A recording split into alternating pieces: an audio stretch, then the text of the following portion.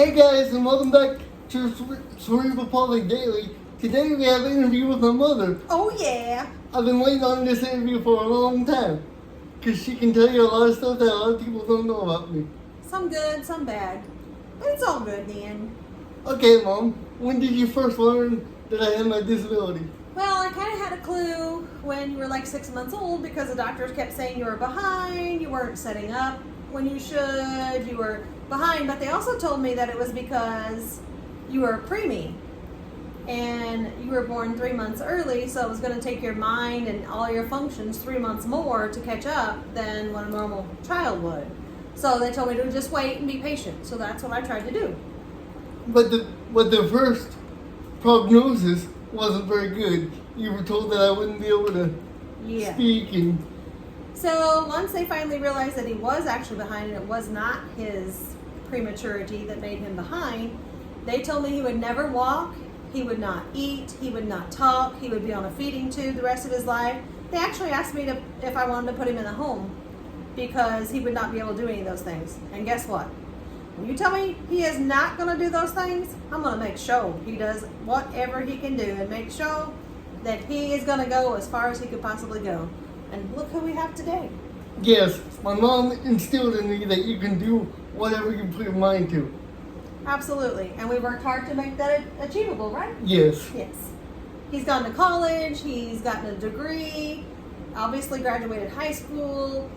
He lives here in his own house. He takes care of his own bills and his own business. He has a car. He's very, very, very normal. I paid off my own car. All by himself. All by myself. So we basically told the doctors and the therapists who were being rude and said, well, he can't do that. He'll never be able to do that. We told them to go fly a kite. We don't want you anymore then. We're going to find someone who actually believes in us and believes in him and believes that he can be somebody. Yes. And that's where we are today because we actually found different therapists and people who would believe in him. And look at him. They said he would never talk. Huh. He seems to talk a lot now. Yes, I do. One of the biggest adjustments you had to make with me was teaching me not to feel bad when people looked at me differently or said things about me or... That's right. I've always tried my best to teach him he is just as normal as anybody else on the block. You know what? Just because we have challenges in our life, who doesn't have challenges? I have different challenges than he has. Y'all have different challenges than he has. That doesn't mean you're unsuccessful. That doesn't mean you're inappropriate. That doesn't mean any of that. That means you just have to work harder to achieve your goals that you've tried every day. And just because you have to work harder doesn't mean anything bad. It just means a little bit more work is going to get you where you belong. You never told me that I couldn't ride roller coasters or that I couldn't... In fact, we rode a jet ski together. We have done everything together. We took him to Silver Dollar City and rode all the rides together. Myself and his stepdad, who has taken him in and loved him like his own since he was 6 months old. We have helped him grow, and we rode rides, we've climbed slides, we rode jet skis, we rode on the tube on the back of a boat. I tried my best to make sure he could experience everything possible that you and I could experience. I tried my hardest to make sure that he's felt that and he's done that, so that he can be as normal, quote normal, as he possibly can. I don't like people to say normal because is there a normal? Whatever normal is. Probably not. There's probably not a normal. I'm not normal. Y'all not normal. We're not normal. Normal is a very fine line. What is normal? Normal is different to everyone. So we really tried hard to do our best to help him achieve and succeed and be whoever he needed to be and whoever he was going to become. When I said I wanted to become a teacher, you didn't discourage me. You said, okay, it's going to be a lot of hard work. I hope you're prepared for that. I said, let's go. Let's get you to be a teacher. Let's make that happen. Even though people at his school sometimes discouraged him, and sometimes even teachers there would say that he couldn't make it, that he would never be successful, that he didn't have the skills to do that. Look what he did. He graduated college. I don't know. Maybe he is successful. And those people who are naysayers that say that these people with cerebral palsy can't do things, they need to go get another check and learn what cerebral palsy really is. And people are what you make them. It's just life. Yes. And that goes for any disability. That's right, absolutely. Not just CP. It goes for any. I have a granddaughter with autism, And people are she's only 3. People are already starting to ask questions and judge her, and why isn't she doing this, and why isn't she potty trained, and why isn't she this? You know what? It isn't about that. It's about learning to be yourself and learning to be you, learning to understand autism, learning to just help her achieve and be who she's going to be in life. And that's what we're set out to do.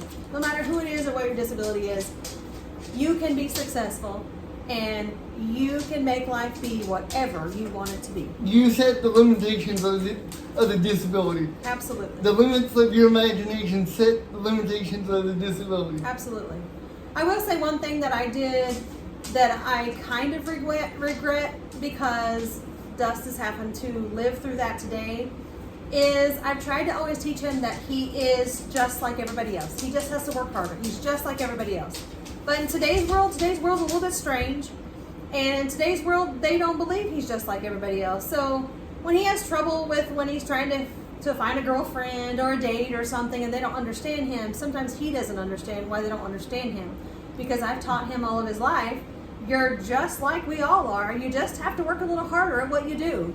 Yes. But people in today's world really don't get that anymore. They don't understand it. So it's been very difficult for him to try to understand that and try to make it through and understand why did Mom and my whole family think that I could do this, but other people don't see me like that and they don't understand that I can do that. She said you may have to use some assistive equipment and stuff like that, but you can do all the stuff that average people do. That's right, and you have. Yes. Look at you living in your own house, doing your own thing. You got your own car. I may have personal care assistants, but I live in my own house. I go where I want to go. Pay your own bills. Pay my own bills. You do what you gotta do to live. Just like we all do. Uh-huh. Just like we all do. I was blessed to have a less severe level of disability, yes, and Mom has helped me realize that, because I used to just think that Mom was a miracle worker and she could bring anybody in the house who had cerebral palsy and make them like me. Yes, he did. He always told me, Mom, can you get the whole community of CP people and just bring them to your house so they can be successful too? I would have tried if I could have. I've always been an advocate of those who have, something going on different in life. I've always been that advocate, but it is different. It's very, very different. Every person's level of disability is different. Every person's capability is different. But I do believe that everybody has the capability of being somebody at some point in time.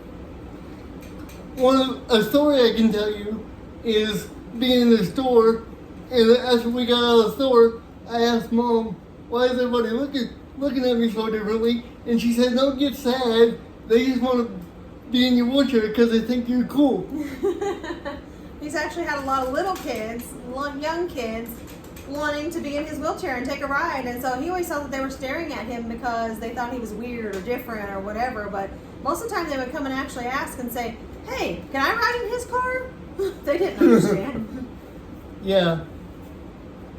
We struggled with school a bit, but that was an obstacle we had to overcome, and we overcame it together. That's right. There was a few times where I cried to her and wanted to quit, especially when it came to math, but she said quit is not in our vocabulary.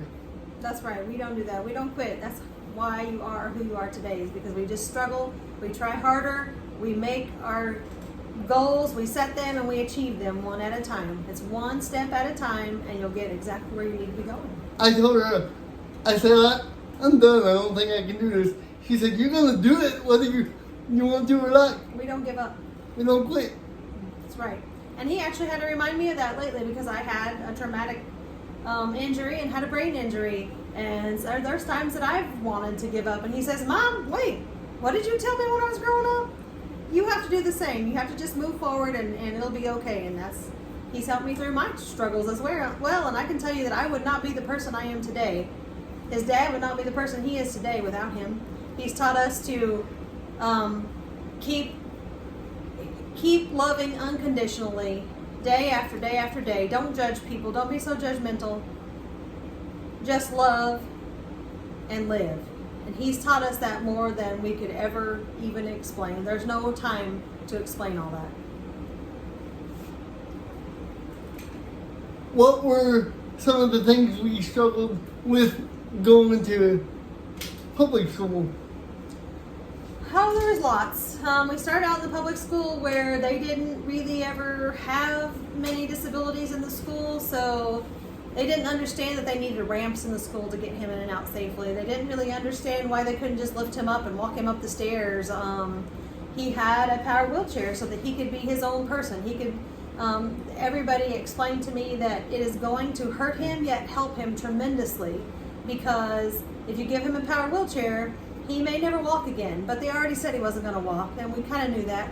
So, but they said he would learn and he would explore more and he would be able to be more like a typical boy if he was able to drive himself, and he was. He flourished. He crashed into so many things it wasn't funny. He would go rolling down the hill and run into the pond. I mean, he just did his thing. He's a boy. Into trees. Into trees, but he learned. He loved to explore, loved to just run and explore. So that's what he did. And so we had to help the school understand that this is better for him. And so we actually had to go through and get Impact involved and get him a wheelchair ramp built. But the school did it finally. They didn't understand that he needed a personal aid, but they did finally. It just took Impact writing a few letters and getting to know some people there at the school, and then we finally got it done, and he did okay. He achieved fine through school. Needless to say, they struggled with being Americans with Disabilities Act compliant. Yes, they did. But we helped them, and we didn't try to be mean or rude through any of it. We just wanted them to understand this is what he has to have to be successful. And it took us probably, by the time he was in the 5th grade or so, and then we had a few struggles when we got to high school, but they fixed it all. They were willing to help us, and they kind of helped him through. Just takes being consistent, staying persistent, and getting the job done, just like he's done through life. Well, I hope this was an insightful interview. That's all we got to say about that.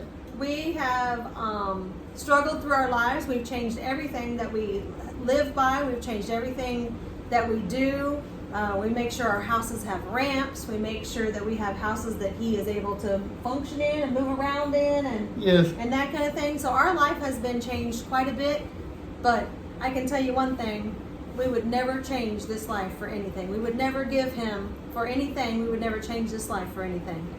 And that's the way everybody needs to feel. If they have and they're struggling with some kind of disability in their family, they need to understand that sometimes God gives you disabilities so that other people around you can understand that you got to keep on keeping on. You got to keep on forgiving and living and keep on keeping on. Disability can be seen as a burden or it can be seen as a gift.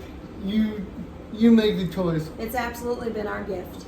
It's taught us so many things and taught him so many things. And yes, we've struggled. We all do. But it's been very much worth it. Don't forget to like and subscribe. Like and subscribe. Thank you all.